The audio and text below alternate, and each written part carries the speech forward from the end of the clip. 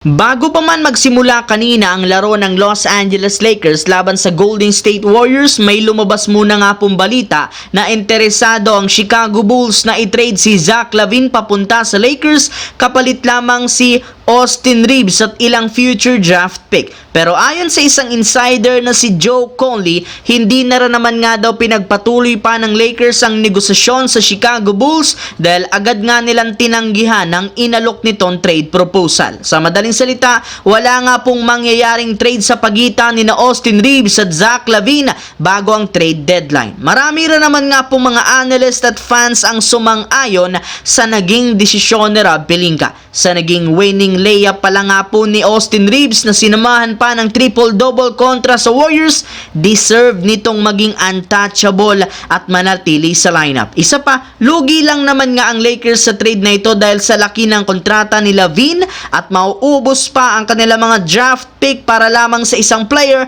na puro opensa at lagi pang nadadali ng injury. Samantala, sayang na naman ang performance ni Stephen Curry ngayon sa Warriors matapos silang matalo sa Lakers sa isang napakasakit na game winner ni Austin Reeves. Kaya damang-dama ng buong prangkisa ng Warriors simula sa mga fans, players, coaches hanggang sa management ang nangyaring ito sa Christmas Day. Mismong si Stephen Curry na rin naman ang aminado sa interview, hindi nga talaga niya nagugustuhan pa ang nangyayari sa team gayong 3 beses pa lamang silang nanalo sa huling 13 laro. Isa nga sa mga hinahanalan niyang rason ng pagkatalo ay ang napakalamyang depensa dahil hirap nga silang mapabagal at mapahinto ang opensa ng kalaban kagaya ng nangyari ngayon. Sinabi nga po ni Curry, hindi niya nagustuhan ang kanilang last defensive play matapos nilang hayaan lamang si Austin Reeves na makapag-drive sa ilalim ng basket. Sa madaling salita, pinatamaan nga nito ang kanyang kakampi na sina Andrew Wiggins na siyang bumabantay kay Reeves at maging si Jonathan Kuminga na hindi dito nagbigay ng help defense